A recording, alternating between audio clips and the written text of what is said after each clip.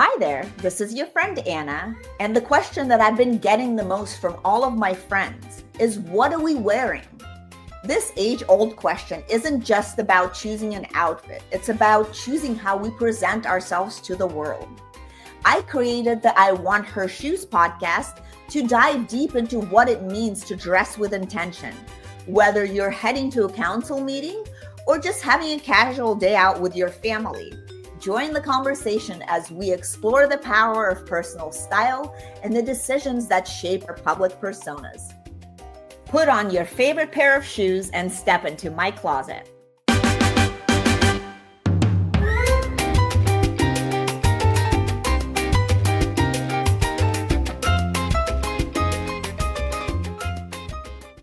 All right, welcome back to the I Want Her Shoes podcast, where we explore the powerful intersection of style, success, and substance. I'm your host, Anna, and today we're sitting down with a true force of nature, Victoria Pelletier, executive trailblazer, keynote speaker, board director, and fierce advocate for diversity and inclusion. Thank you so much. Victoria's journey is nothing short of unstoppable, from becoming a CEO at just 24. Wow. Can't wait to hear about that, to leading transformational change across Fortune 500s like IBM, American Express. You've done it all, and with style. But your story doesn't stop at boardrooms and TEDx stages. Victoria brings her full self to every role: mother, mentor, motivator. And today we're pulling back the curtain on how she leads with resilience, shows up with intention, and inspires others to do the same. Victoria, welcome to the show. And let's start from the very beginning.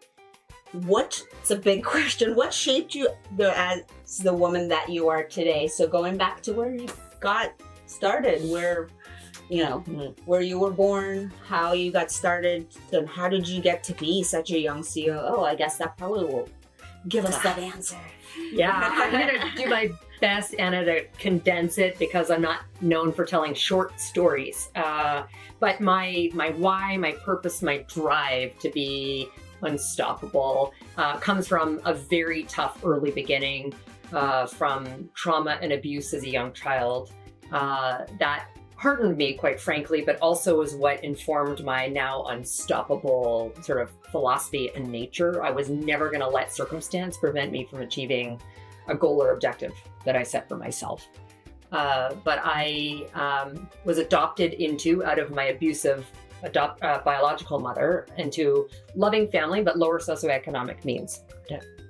And so I started working at age 11, which I'm sure child labor laws would not allow today. And by 14, I was in my first leadership role. Wow, that's awesome. I was the assistant manager of the shoe store I worked at in high school. and then I worked through university with goals of being a lawyer, but got promoted through the ranks very quickly. And I realized how much I loved the business world. So at one point, when I got promoted and relocated across the country with the bank I worked at, I thought I was just taking a year off before going to law school. And subsequently, I never went. Although I do think I read more contracts now than I might have. But I stayed in the corporate world. I loved it. I love being a leader. And so since then, which is now almost 30 years, I've stayed in the B2B professional services space. I got recruited into that role you mentioned as Chief Operating Officer at age 24, massive stretch role for me, coming out of banking operations, which I'd had quite a bit of experience, but it was a stretch role. You want to talk about imposter syndrome, although we didn't use that phrase back then, but that was pretty real. Yeah. Yeah, well, that's an incredible achievement. And what drove you at that time? And how did you, speaking of imposter syndrome, how did you find the voice in the rooms where you were likely the youngest, the only female? You're right, I was. So I stepped into that particular boardroom at 24 as most definitely the youngest, probably by 2 decades. I was the only female. I'm also openly queer. I was married to a woman. I'm now married to a man, but still very openly part of our LGBTQ community. And so I felt like the only, period. Yes. And so for me, it like propelled me. That was, again, part of my drive. Nothing's going to stop me. However, I also at that point showed up in a way I'm not proud of. all business all the time. I'm not going to let people know the circumstance and where I came from. I was ashamed of it. I also didn't want to give anyone any reason to question me at the table. So I, again, I wouldn't say I was authentically myself. I built this great barrier and wall. I wore this mask all the time that was, again, very business driven without being very emotional, because I thought it was viewed as soft or weakness. And so I got a nickname as Iron Maiden, which I then had to work to be the kind of leader I would want to work for. So it informed how I showed up. And I'm going to say I'm not proud of that. It continued to get me promoted, quite frankly. But in terms of being the kind of leader I wanted to be and the kind of human I wanted to be, I needed to adjust. Right. No. And I think, again, in my experience, I was a CEO at a young age of 25, and not for a huge board organization, but I did have a board. Mm-hmm.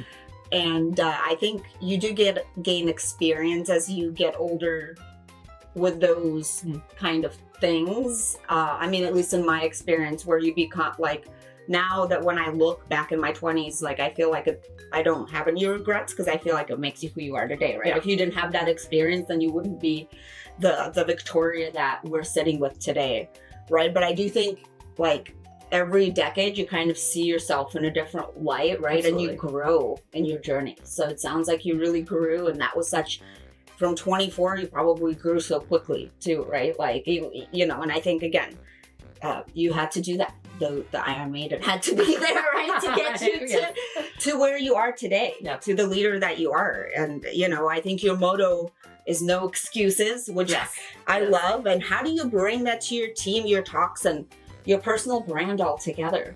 Yeah. So no excuses for me, which, by the way, my children hate, and maybe even some of my team members, but it's something I hold for myself as well, which is, you can't control, all of the challenge or adversity that's going to come your way.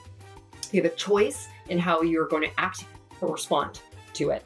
And so that's a little bit more what I mean by no excuse. So stuff's going to happen.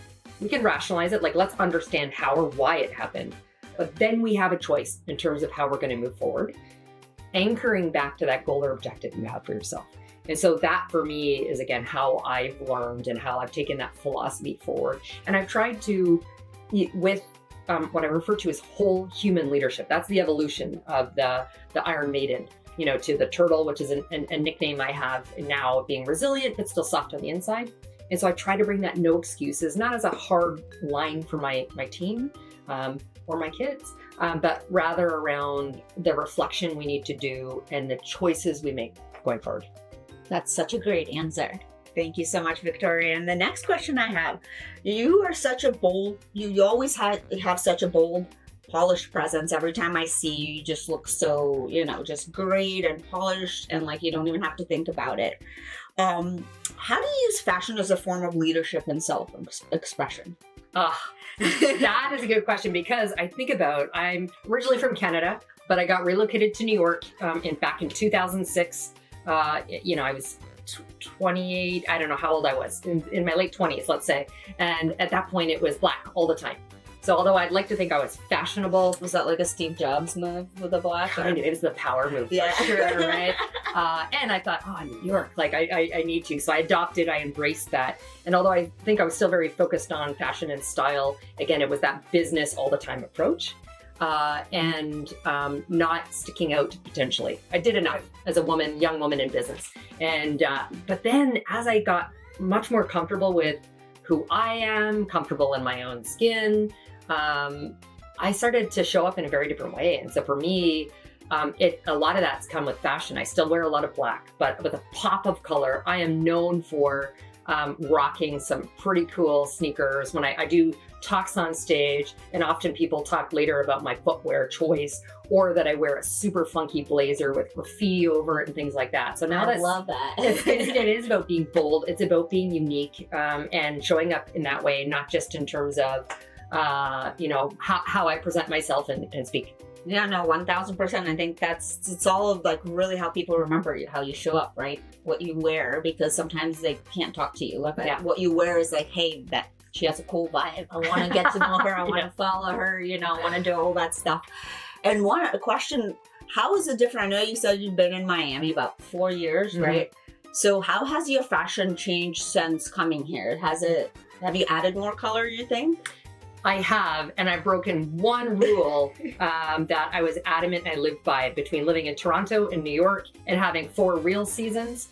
I would have always said no white pants after Labor Day. Yeah, they used to say that. Yeah. Yeah. So now the white pants can be worn all year long here, for sure. And yeah, I've introduced a lot more color. I was never, by choice, I'm still not totally, and I see lots of amazing pink in here. That was never my color. But here in Miami, you can rock that. So I have this amazing Dior, like it was right when the Barbie movie came out, fuchsia suit. I would not have done that likely prior to moving to Miami. I haven't seen you wear that, but I would love to see that. It would go with these, well, these are not fuchsia, but I got these during that same time because I just was like, oh my God, all these Barbie things, you know, like, That's right. we have to go crazy. Yeah. So then, I mean, let's talk a little bit about, you mentioned that you are, LGBTQ and leader and mom and a woman of influence across different industries. What does visibility mean to you now? And how can we encourage more of it in the leadership spaces? Because I feel like it's being like muted, like everything is being muted. Because I mean, what you do is like what I stand for is elevating women and voices and people that are underheard. And I feel like we're being silenced, right? So what do we do now, and how do we stay visible? I love, there was a saying when I worked for IBM, Ginny Rometty was the CEO, and she had this saying that you cannot be what you cannot see, which I love. And so I think, we need to be present, we need to be visible and show up in the places so that other young women or members of the LGBTQ community can see people like them in roles or places that they would aspire to be. And as a leader, it's incumbent upon me to create the safe spaces and to create the opportunities for women and other marginalized or underrepresented communities. And that might mean when I'm hiring, instead of hiring for the 10 skills, the requisite 10 skills that are listed, being okay with 7. But then my role as a leader is coaching to fill the gap and taking opportunity with people who come with very different lived or work or diverse experience. Yeah, no, that's a great answer. And thank you so much for doing that and pushing forward. And I think we all ladies have to do the same. Yes. Who are listening. And you speak a lot about being an empathetic leader and empowering others through inclusion. How do you model that daily, especially in the high pressure roles that you have? And as a mom too, because I think that's a big thing too. Yeah, I am. So the evolution from Iron Maiden to the whole human leader that I am today, I model that by showing up consistently. For me, it's not all business all the time. People do business with people they like, and they trust. And in building trust, it means being vulnerable. It means sharing personal or lived experiences that we've had and creating a safe space for others to be able to do the same. It's also about calling it out when we see that not happening. So I've been in environments where there are what are referred to as toxic top performers, people who, usually in sales, perform exceptionally well, but we allow them to come and operate and have incredibly poor behavior, usually towards their colleagues. We need to speak up and say that is not acceptable. You can have high performance and have the right kind of culture and environment that people want to work and thrive in. No, that's a great answer. And let's talk a little bit about AI and how's it affecting kind of the leadership roles and people also underneath, because I feel like a lot of people are freaked out that they're going to lose their jobs. But how do you talk to people about this, and what do you do in your organization to kind of encourage people to use AI or not use AI?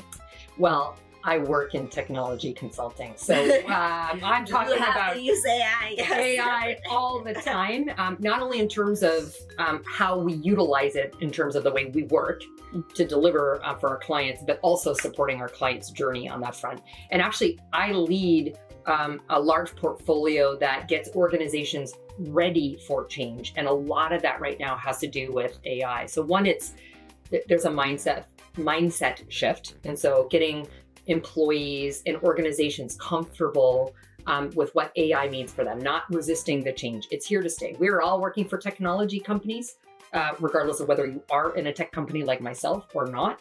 So getting the mindset comfortable with that, building the change plan, but then also there's a piece around the skills. So how are you skilling the workforce to deal with the role that gets left behind, the work that doesn't get automated or by AI?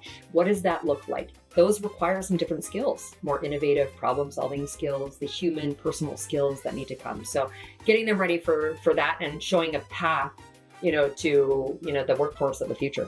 Yeah, no, because I think it's just going to make things better and more efficient. Right. So, and did you bring a pair of shoes that's your favorite? I didn't bring them because I was running out of a meeting, but it was also very, very hard to pick one. Because you have so many, or what were you? What was it? A pair of sneakers, or what were you thinking? I do. It's funny because when I was coming here, the ones you're wearing are really cool. These are Louis Vuitton sneaks, which are great. They didn't go, so I debated. I thought it was super funky. I have another Louis Vuitton, although I'm Dior. I'm all about the French designers, Louis Vuitton, of course, but Dior #1, Vuitton's probably #2. But I like Hermes, Chanel. I like them. You like the French, so I'm very much in there. So, but I have these very cool Louis Vuitton sneakers that look like shark teeth, the soles. So I've seen those. Yes, those but cool. They're black and didn't go with the outfit today. No, but you could have brought them to look at the shows. That's okay. Well, now we talked about them, and I did, and I'm sorry. I didn't follow the behind instructions. It's okay. Was there a special story where you got those, or you just saw them and they were cool? I got them in France. Actually. Oh, really? Oh, so my husband and I had gone for our wedding anniversary, and it was a very expensive trip. We decided we were going to the original Dior store. We were going to have lunch there, but we made the rounds of the stores, and I saw them, and I was like, must have these. Yes.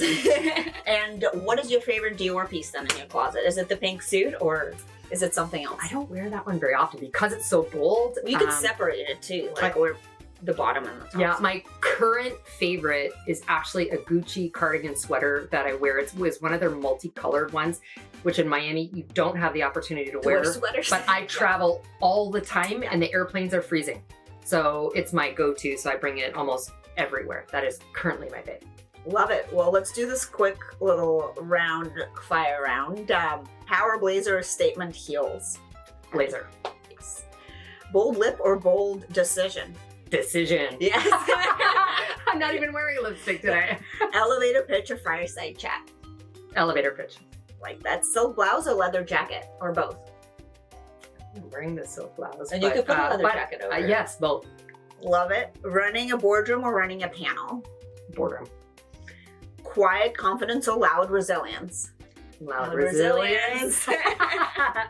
One signature accessory you always wear?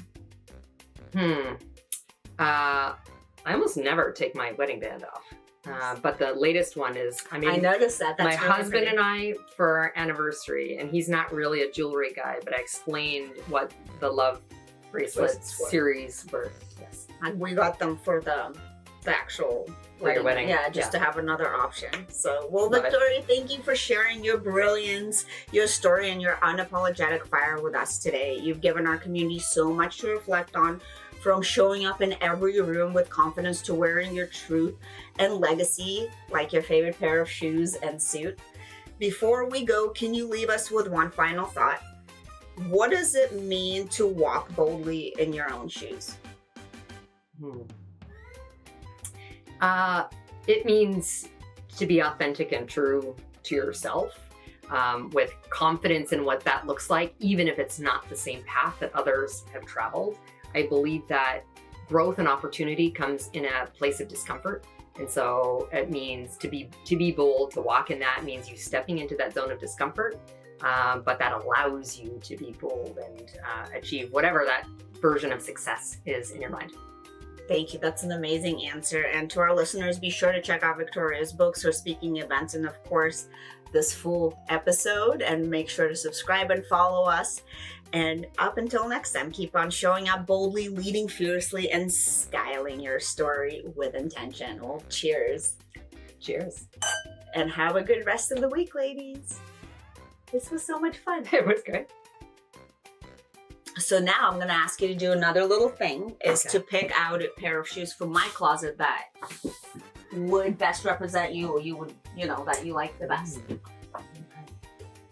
Well, there's ones I like that just will not look good on me.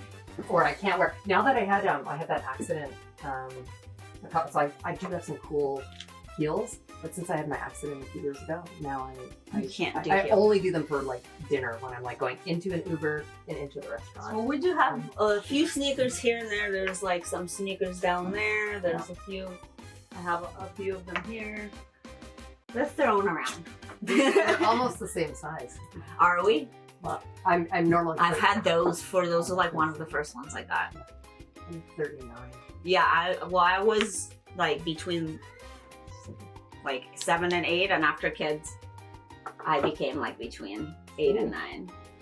Those are actually Steve Madden. I realize I named like all these high-end designers, but I also like I have I have a what's it called, Karl Lagerfeld. Some of his stuff so it's not expensive at all. Those might be. Well, you could pick whatever. I mean, hey, I'm looking. I'm making sure like you see all I've the done different things we've got here.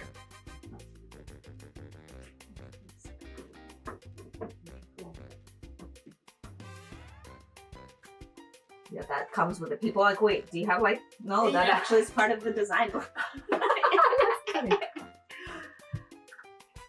And those I've never worn because I'm scared.